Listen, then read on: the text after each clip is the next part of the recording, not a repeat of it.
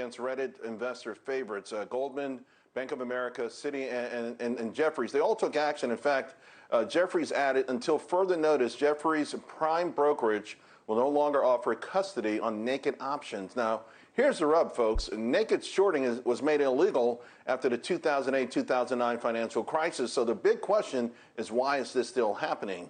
Well, we're going to ask attorney advocate against naked shorting, naked short selling, Wes Christian is with us. And Wes, just first, if you can, for the audience, people who are unfamiliar, what is naked shorting? Well, first, Charles, thanks for having me. Naked shorting, simple version, is a seller sells stock that they don't have to a buyer who sees it in their account electronically, but it hasn't been delivered, and the buyer gives the seller money for ultimately nothing that was delivered. The simple version would be if you and I, Charles, took our car title and Xeroxed it 100 times and sold it to 100 people, and each of them paid us cash, but we only had one car. That would be a good analogy to what naked short selling is. In That's Texas, a very good analogy. Simple I like version, that. we call that stealing. So that's what naked short selling is. Okay. And that would explain how a GameStop could see 140% of the float shorted, because the same stocks were de facto borrowed or not borrowed again and again and again.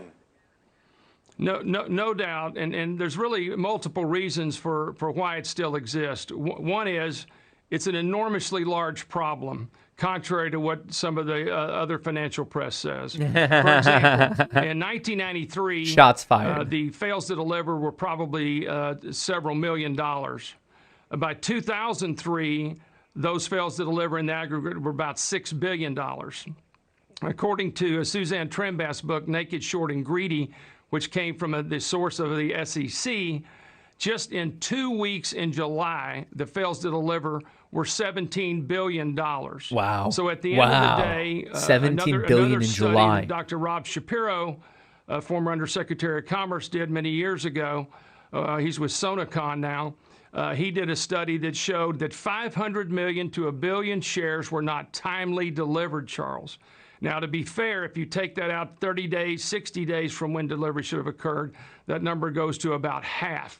But it is a systemic problem, and it's go ahead, sorry.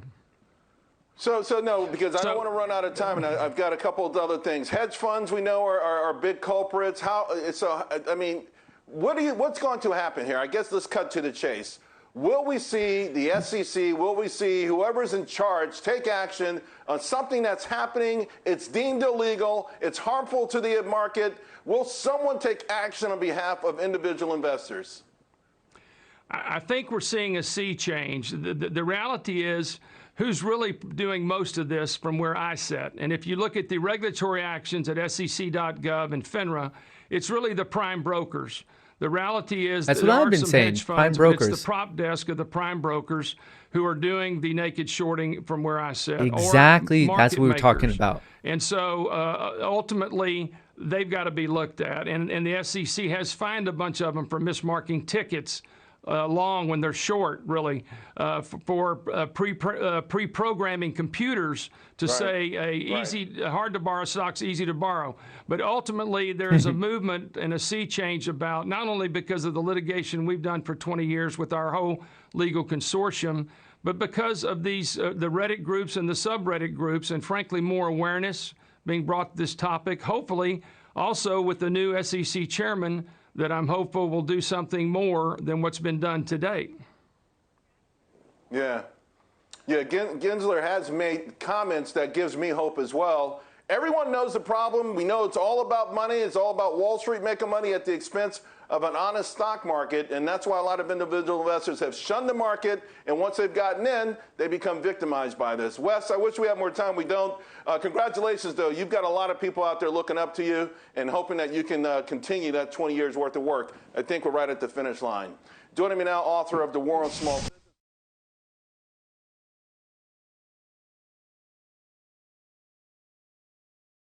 Business. Hang on, new All right, person. so first, Charles, a recovering investment banker, not quite former investment banker. It's like a 12-step process.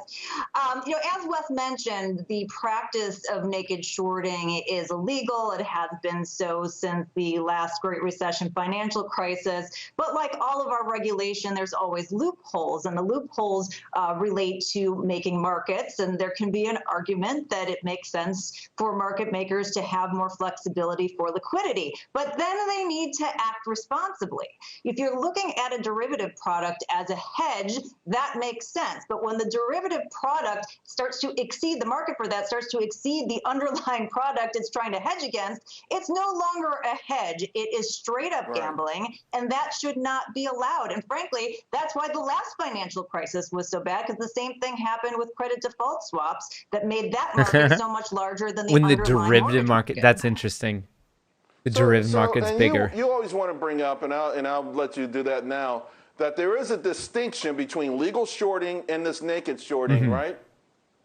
Yeah, I think that because this is so complex, a lot of these terms get convoluted. And so while naked shorting is a bad thing and it's a discussion around derivatives, we don't want to throw the baby out with the bathwater. We don't want to say that all short sellers are bad, because they provide an important function. They uncover information in the market about broken businesses and sometimes fraud. And certainly not every single short seller does that. But if you look at somebody like Carson Block of Muddy Waters, who published that anonymous paper that exposed the Lucan coffee fraud when everyone was touting it as the next Starbucks, we want to incentivize people to continue to do that. I like that. And it's That's a really good hard reasoning. job, because not only do you have to be right, but your timing has to be right, and you've got a lot of money at stake. So it's important to distinguish from that function versus naked shorting. Yeah, I mean, it's one thing to distinction, right, to be able to find those things, and another to be the weapon to bludgeon these stocks. You know, on Friday, Bill Ackman's SPAC got clobbered. It was just the latest SPAC to get crushed. There's also a class action lawsuit out against Virgin Galactic. You know, and the reason I'm bringing this up, Carol, Wall Street, they get to call individual investors the dumb money, and yet they get to make billions of dollars on all kinds of dubious investments. You just brought up some before. You know, and I just think it bothers me that there's this sort of, if you buy certain stocks, you're dumb. If you buy our products and they go straight down, well, it's okay. Yeah, they use the pejorative term dumb money, because if they called them people who weren't in the know or weren't on the inside, then the entire game would be exposed, right? I mean, it's no secret that Main Street has been sold out to Wall Street by the Fed, by the government, for more than a decade now, and it continues at an accelerating pace. And people are mad, and they should be mad. And even if they don't understand the underlying mechanism, it's clear that there are advantages, whether it's small business versus big business, whether it's retail investor versus the insider. If you are not on the inside, we don't have a free and fair market. We need to get back to free market capitalism, where the game isn't being tilted in the direction of the big people who have the power and the control. Yeah, you would think in a battle between David and Goliath, it would be enough just to be Goliath, but also to be able to have the rules in your favor and to change them mid-game. That's a tough one. Carol, always appreciate these conversations. We'll talk again soon. Well, Douglas Holt-Eakin is on what